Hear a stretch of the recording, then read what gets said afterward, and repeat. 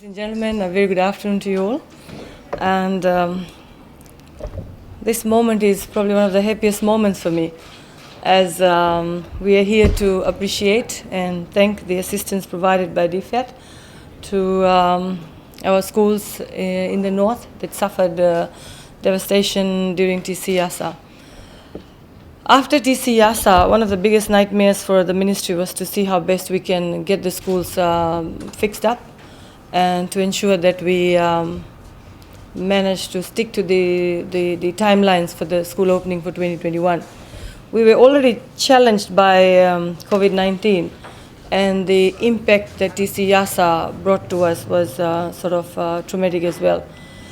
After TC Yasa, we had to count upon our government and our bilateral partners to see how swiftly we could recover from the damages that TC Yasa had brought onto us.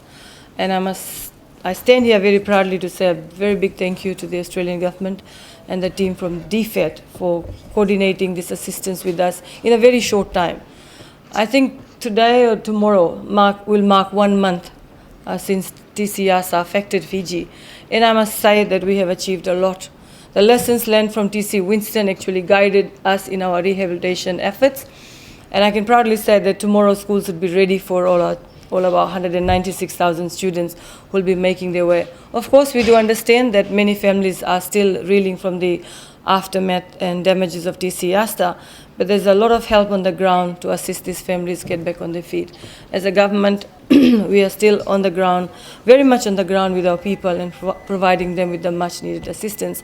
However, today we are here to receive our the building completion certificate by the Australian Defence Forces personnel who have been on the ground for a couple of weeks, and it was my pleasure to be with them and travel to at least three of the islands with Snehal here. It was a great experience, and we got to learn from them their challenges, the heat and the humidity, the rain of course, but I must say hats off to all our the Republic of Fiji Military Forces engineers who worked side by side with our counterparts from the Australian Defence Forces in rebuilding one of the most devastated schools, Galoa Primary School.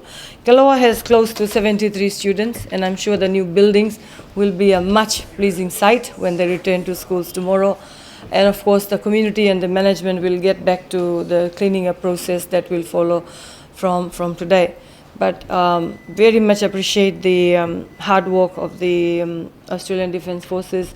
And of course, we've also been assisted with school supplies and furniture and building materials for other schools where we did some quick fixes. But I must say, even though we call it quick fixes, the fixes to the damaged buildings are semi to permanent structures. And we are very proud of that we have been able to achieve that in the last 3 weeks. Of course, work is still ongoing, and I still aim to get the children out of those learning spaces within the next 6 weeks. So work will still go on, and we look forward to all our partners. And obviously, I'd like to say a big thank you on behalf of the Fijian government, the Minister of Education, and of course all the parents and students of our Fijian communities.